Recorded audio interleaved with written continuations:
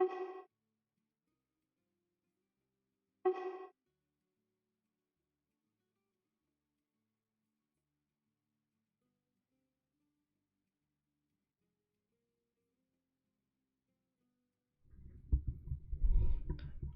selamat pagi untuk kelas SKP 17.2.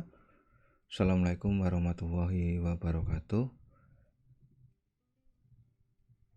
Kita ketemu lagi di mata kuliah keamanan sistem komputer, di mana pada pagi hari ini kita sudah sampai pada pertemuan yang ke-14 sesuai dengan jadwal yang ada di Siakat. Materi yang akan saya sampaikan pada kesempatan pagi hari ini berkaitan dengan penggunaan akses kontrol keamanan sistem.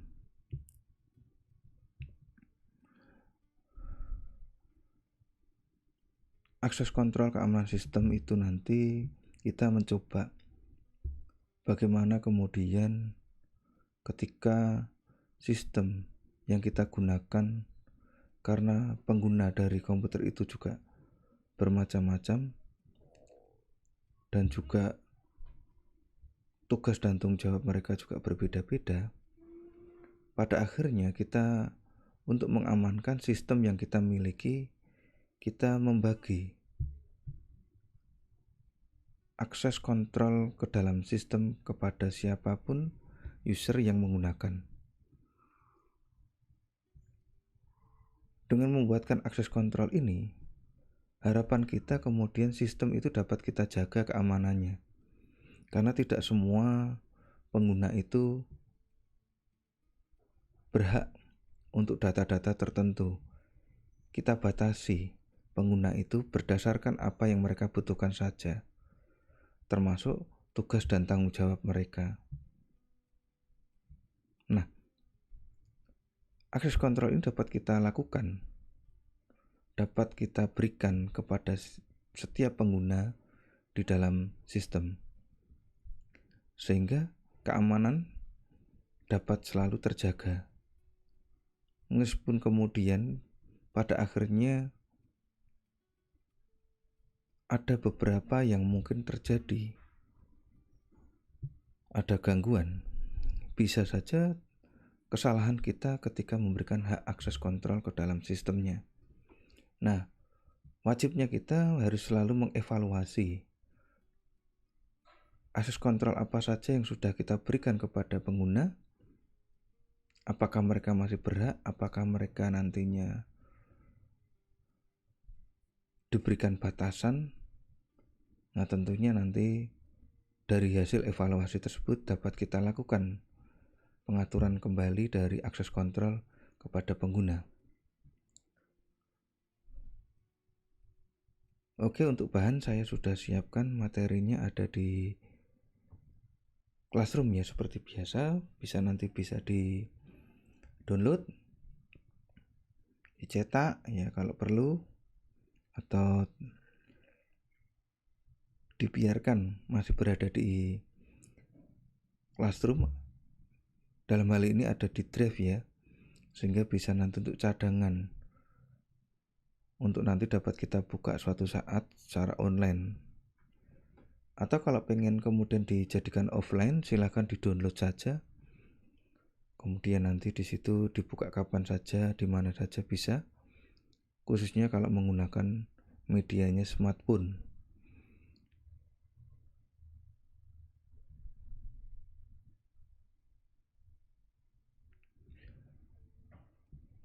Oke ya, jadi bagaimana nanti penggunaan akses kontrol ke dalam keamanan sistem yang kita berikan, itu nanti akan saya jelaskan di materi ini, sehingga ke depan penggunaan sistem itu tidak semua bisa menggunakan, masih bisa menggunakan tetapi dengan memberikan batasan-batasan kepada pengguna itu supaya nanti tidak sembarangan menggunakan sistem. Oke, langsung saja saya sampaikan materinya mengenai penggunaan akses kontrol untuk keamanan sistem.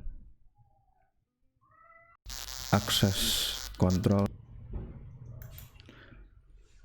Dasar dari akses kontrol merupakan kumpulan dari metode dan komponen yang dipergunakan untuk melindungi aset informasi.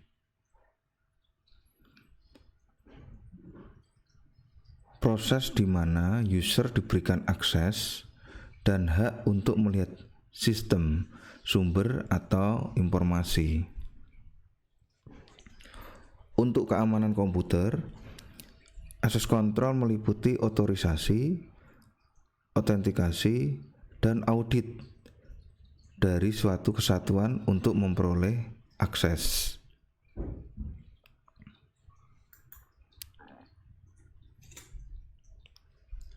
Akses kontrol memiliki objek dan subjek. User manusia adalah subjek yang mencoba untuk mendapatkan akses dari objek atau software. Dalam sistem komputer, daftar akses kontrol berisi perizinan dan data kemana user memberikan izin tersebut. Data yang telah memiliki izin hanya dapat dilihat oleh beberapa orang, dan ini tentunya sudah dikontrol oleh akses kontrol.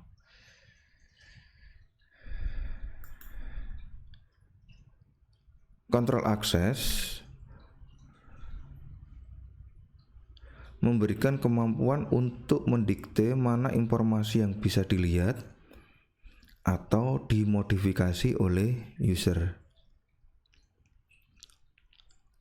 Hal ini memungkinkan administrator untuk mengamankan informasi dan mengatur hak atas informasi apa saja yang boleh diakses, siapa yang bisa mengakses informasi tersebut, dan kapan informasi tersebut bisa diakses.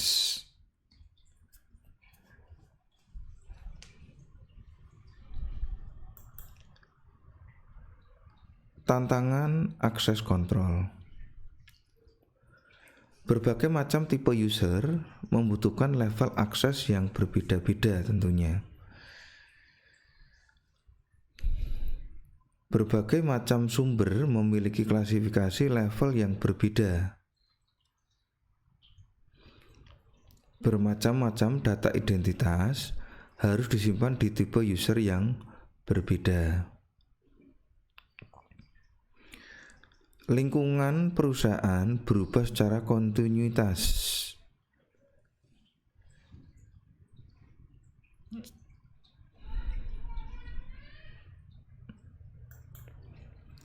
Prinsip dari akses kontrol. Yang pertama, principle of least privilege. Jika tidak ada sesuatu yang sudah dikonfigurasi secara spesifik untuk individu atau kelompok di mana ia berada, user harusnya tidak bisa mengakses sumber tersebut.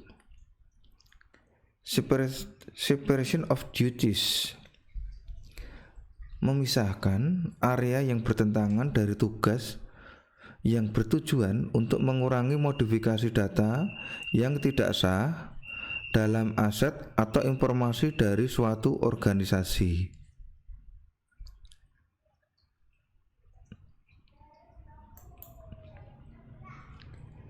Need to know. Prinsip ini berdasarkan konsep atas individu harus diberikan akses hanya untuk informasi yang mereka butuhkan untuk menjalankan tugas mereka.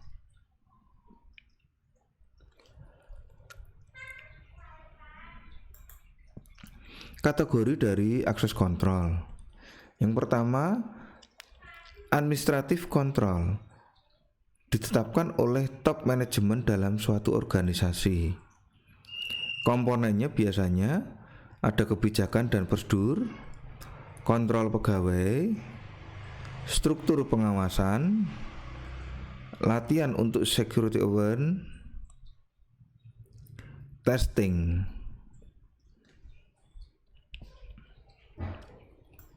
Berikutnya, physical control.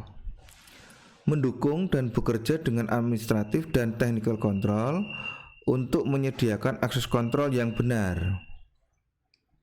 Komponen yang nanti akan dibutuhkan: pemisahan dari jaringan, keamanan perimeter, komputer kontrol, pemisahan area kerja, backup data, cabling, zona kontrol. Technical control, alat yang digunakan untuk membatasi akses subjek ke objek, melindungi integritas dan ketersediaan sumber dengan membatasi jumlah subjek yang bisa mengakses objek, melindungi kenyamanan sumber dengan mencegah penyingkapan ke subjek yang tidak dikenal.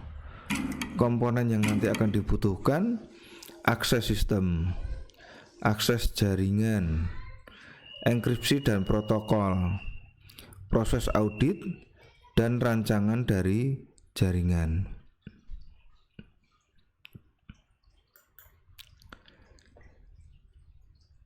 Tipe akses kontrol. Yang pertama ada preventatif, menghindari munculnya hal-hal yang tidak diinginkan. Detektif, mengidentifikasi kejadian yang tidak diinginkan yang sudah muncul. Korektif, membenahi kejadian tidak diinginkan yang sudah muncul. Deterrent, menghalangi pelanggaran keamanan. Recovery, mengembalikan sumber dan kemampuan. Kompensatif, menyediakan alternatif ke kontrol lainnya.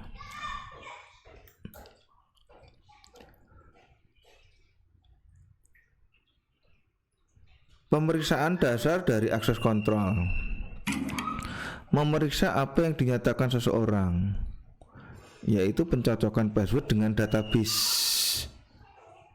Yang kedua, memeriksa sesuatu dengan bukti yang tidak bisa diubah atau permanen, yaitu IP address.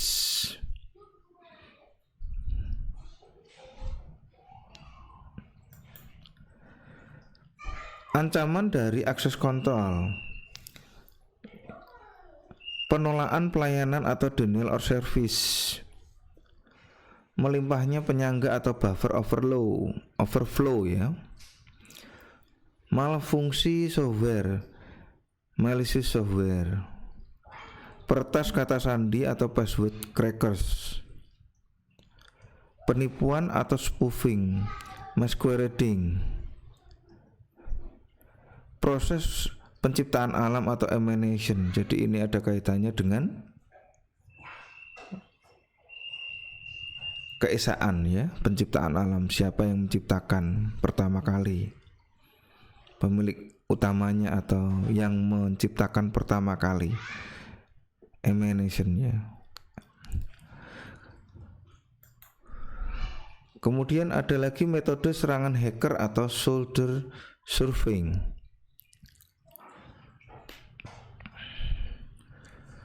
Kemudian penggunaan objek kembali atau objek reuse. Kemudian informasi sisa di simpanan atau sering disebut data remains. Jebakan atau backdoor trapdoor. Teknik untuk mengalahkan mekanisme cipher atau autentikasi atau yang sering disebut dictionary attack. Pemanfaatan database kata-kata umum, brute force attack. Pemanfaatan aspek-aspek social engineering.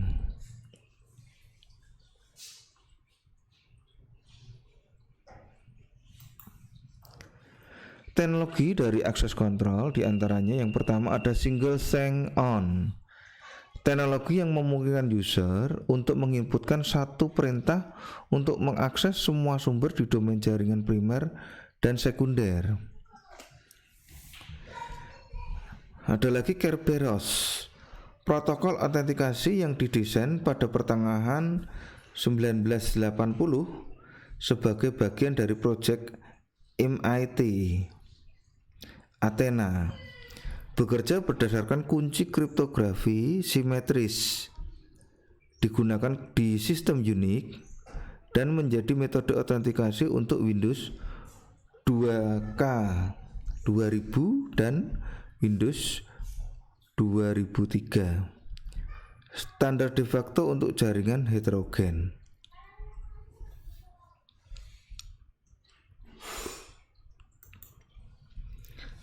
Teknologi yang lain, SESIM atau singkatan dari Secure European System for Application in a Multi-Vendor Environment, yaitu teknologi SSO yang dikembangkan untuk peningkatan kualitas Kerberos menggunakan teknik kriptografi simetris dan asimetris untuk melindungi pertukaran data dan untuk mengautentikasi subjek ke sumber jaringan.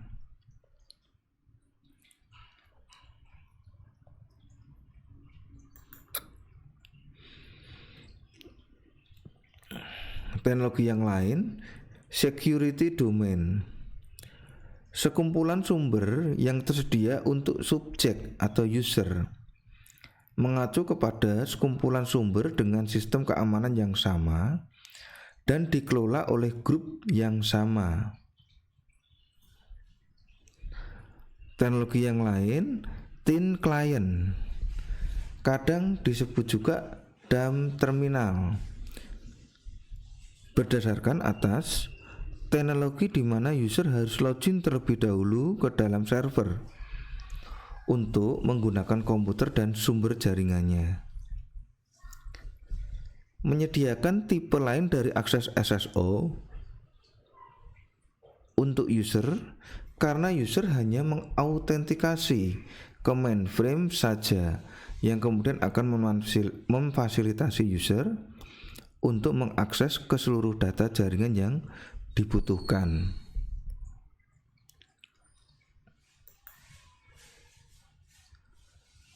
Macam-macam dari kontrol akses. Yang pertama, kontrol akses dengan ACL atau access control list.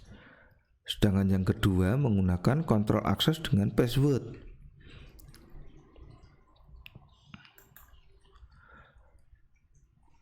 Yang menggunakan kontrol access control list ya, atau ACL ya, diklasifikasi usernya menjadi owner, user yang mempunyai atau membuat berkas, group, sekumpulan user yang membutuhkan akses yang sama terhadap sumber berkas atau sebuah berkas ya, universe, semua user pada sistem tersebut.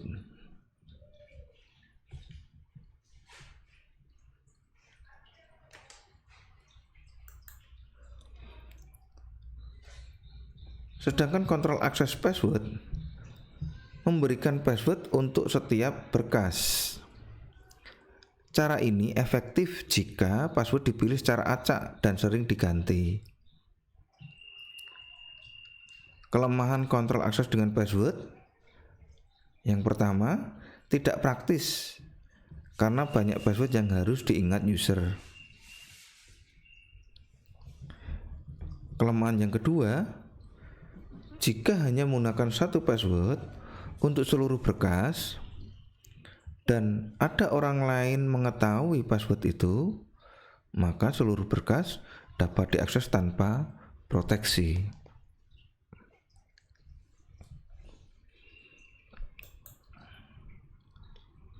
Model kontrol akses sekarang. Yang pertama ada MAC atau Mandatory Access Control. Yang kedua ada DAC, Discretionary Access Control.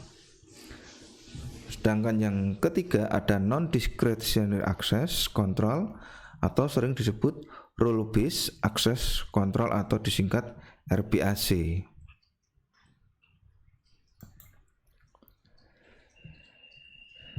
Kita bahas dulu yang MAC ya, Mandatory Access Control. Sebuah teknik yang diimplementasikan oleh Role Based Security. Akses dari objek, dalam hal ini database, diciptakan oleh subjek atau pemakai atau pembuat. Mekanisme kontrol akses yang memberikan label keamanan ke setiap subjek dan objek.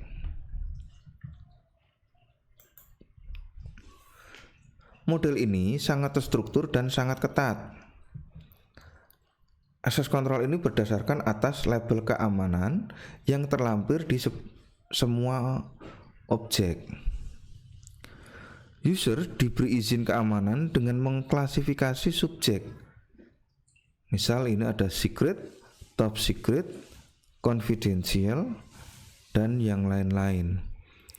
Dan klasifikasi ini berlaku juga untuk objek.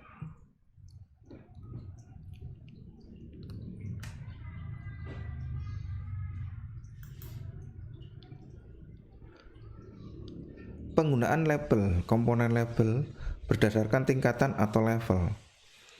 Dalam perintah query, kita bisa lihat di sini perintahnya create label komponen level of type varchar 15 using order set top secret, secret, classified. Artinya apa? Kita menciptakan label ya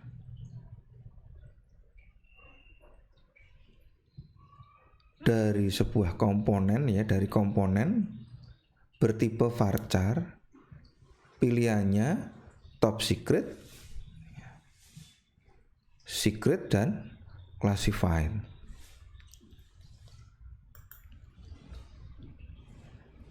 Sedangkan kalau kita ingin memberikan komponen label berdasarkan kompartemen, penulisan dalam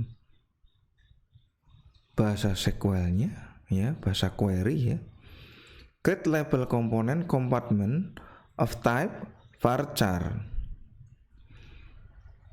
bertipe varchar lebar 15 using set NATO nuclear army.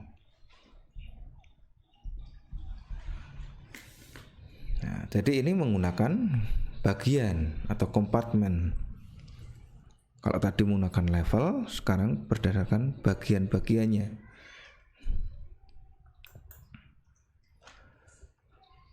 Sedangkan untuk mengubahnya kembali, baik itu label maupun nanti kompartemen,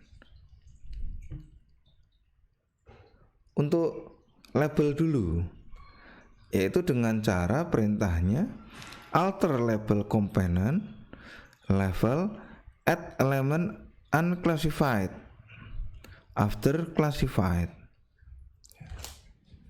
Jadi ini digunakan untuk merubah atau di sini menambahkan, mengubah dengan cara menambahkan.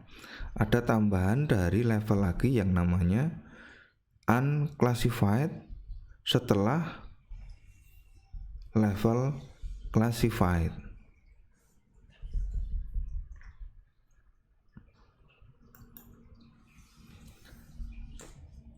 Sedangkan untuk daftar tabel ya, klasifikasi data militer. Yang pertama ada, kalau kita sering melihat ada tulisan unclassified, itu berarti data tidak sensitif atau classified. Sedangkan kalau ada kalimat sensitive but unclassified atau disingkat SBU, data bisa menyebabkan kerugian jika dicuri.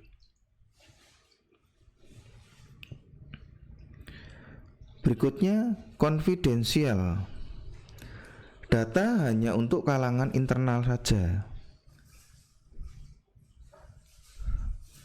Kemudian ada lagi secret, data yang bisa menyebabkan kerusakan serius pada keamanan nasional. Yang paling puncak sendiri top secret, data yang bisa menyebabkan kerusakan yang parah pada keamanan nasional. Nah, ini pilihan untuk klasifikasi dari data militer. Berbeda dengan klasifikasi data komersil.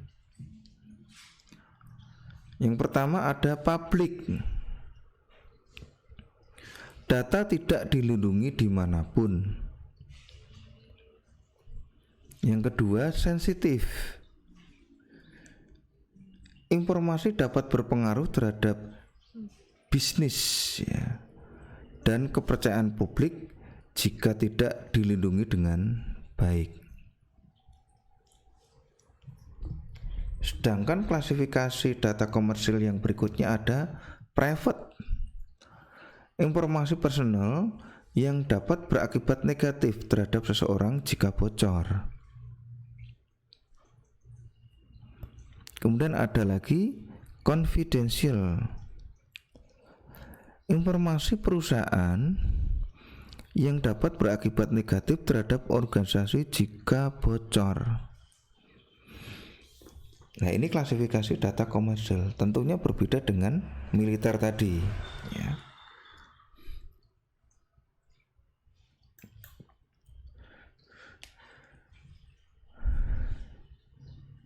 Sedangkan untuk yang DAC, discretionary access control, satu mekanisme data security yang menitik beratkan pada security object, security subject, dan access privilege.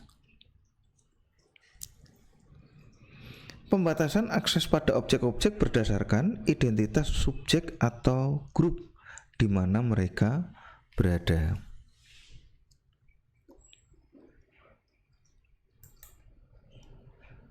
Pengontrolannya adalah discretionary dalam artian suatu subjek dengan hak akses tertentu dapat memberikan hak tersebut ke subjek yang lainnya. Atau akses kontrol yang berdasarkan atas kemauan pemiliknya. Menggunakan sistem DAC yang memungkinkan pemilik sumber untuk mengspesifikasi subjek mana yang bisa mengakses sumber spesifik.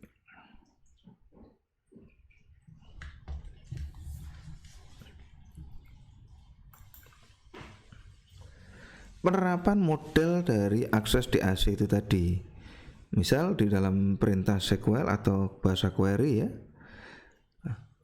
menggunakan operasi select, insert, delete, update, dan grant.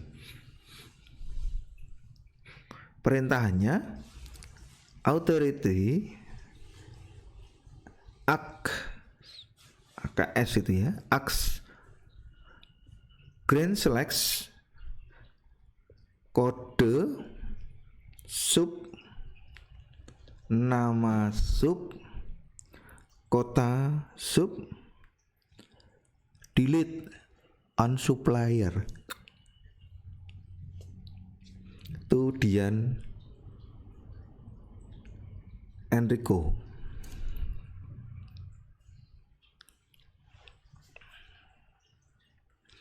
Artinya apa ini? Memberikan hak ya, authority di kolom ya, kode sub, nama sub, dan kota sub untuk bisa ditampilkan, dan juga memberikan otoritas untuk menghapus, delete di tabel supplier untuk user yang bernama Dian dan Enrico.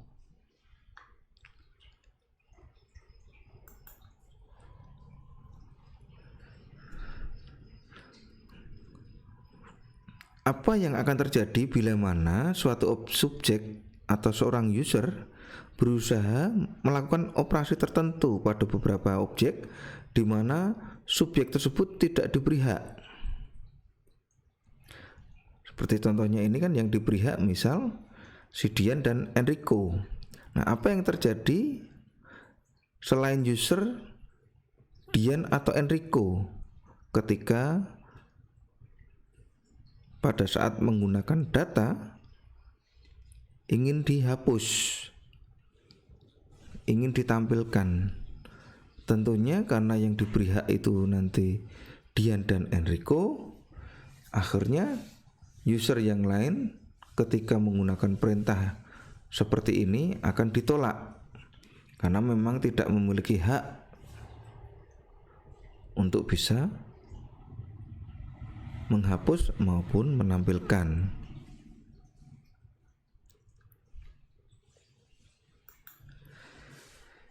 Contoh untuk membatasi subjek terhadap objek dengan menghilangkan peraturan akses terhadap subjek atau dimatikan haknya. Nah, perintahnya revoke grant ini ya. Lengkapnya authority. Contoh 3 misal revoke grant delete on supplier from Dian Enrico. Jadi dua user sengaja haknya untuk menghapus dihilangkan. Nah, ini caranya untuk membatasi ya pengguna atau user dengan menerapkan metode atau model aksesnya DAC. RBAC berdasarkan atas tugas user dan menggunakan kontrol administrasi sentral untuk memastikan interaksi antara subjek dan objek.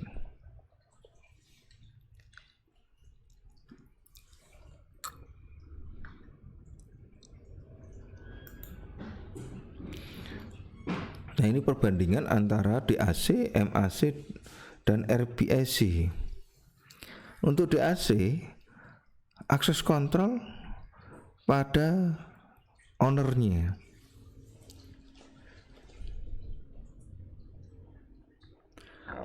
Penerapannya menggunakannya ACL.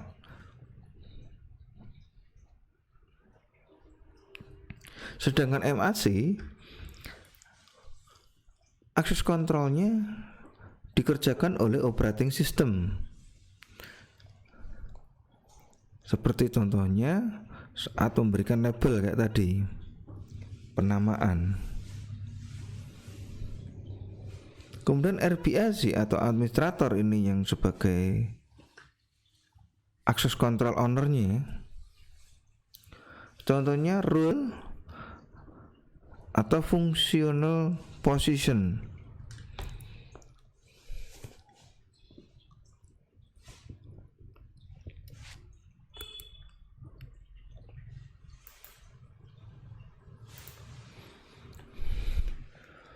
Rule based atau tipe akses kontrol ada yang pertama rule based access control, menggunakan peraturan spesifik yang mengidentifikasi apa yang bisa dan tidak bisa terjadi antara subjek dan objek.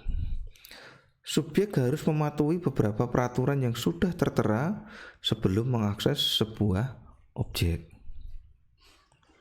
Tipe akses yang kedua, constraint user interface, membatasi kemampuan user dengan tidak mengizinkan user untuk meminta beberapa informasi atau memberikan akses untuk membuka sumber sistem yang spesifik.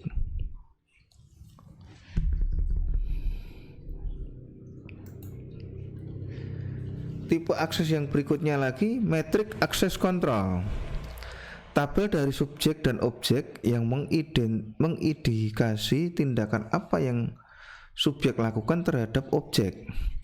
Teknik ini memungkinkan tabel kapabilitas untuk menspesifikasi kemampuan dari sebuah subjek yang berkaitan dengan baik dengan objek.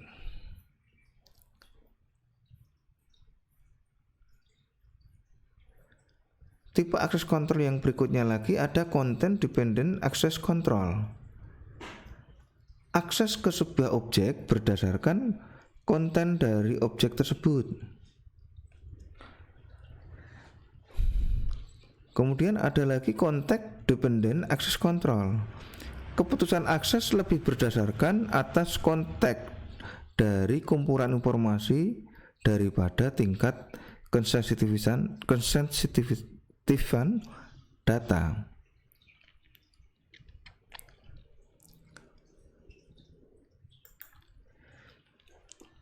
Administrasi kontrol akses. Pertama ada centralized access control.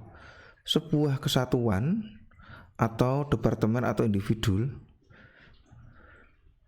yang bertanggung jawab untuk mengawasi akses ke semua sumber yang terhubung.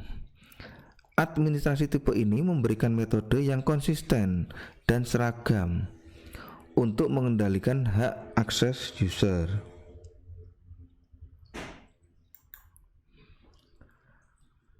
Administrasi kontrol yang lain ada decentralized access control, memberikan pengendalian akses kepada user untuk lebih dekat ke sumber. Sering digunakan oleh manajer yang memberikan akses kontrol kepada karyawannya. Administrasi tipe ini akan lebih mudah untuk menghasilkan perubahan karena tidak hanya satu kesatuan yang membuat perubahan untuk suatu organisasi. Kemungkinan untuk terjadinya sebuah konflik tetap ada karena manajer dari departemen berbeda bisa saja menerapkan sistem keamanan dan akses kontrol yang berbeda.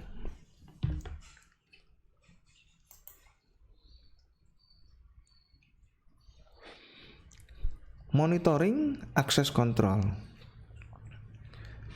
Yang pertama ada intrusion detection system atau sering disingkat IDS. Proses untuk mendeteksi penggunaan yang tidak sah dari sebuah komputer, jaringan, atau infrastruktur telekomunikasi. IDS didesain untuk membantu mengurangi kerusakan yang bisa disebabkan oleh peretasan sistem komputer dan jaringan.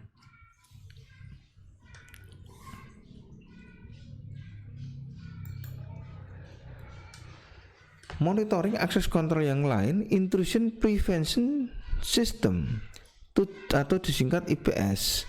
Tujuan IPS adalah untuk mendeteksi sesuatu yang buruk dan mengirimkan peringatan akan hal tersebut, dan tidak mengizinkan lalu lintas dari IDS untuk mengakses target. IPS adalah teknologi pencegah dan proaktif, sedangkan IDS adalah teknologi detektif dan after the fact. IPS adalah perluasan dari IDS, dan apapun yang menguasai IDS juga menguasai IPS. Lalu IPS bersifat mencegah dan IDS bersifat detektif.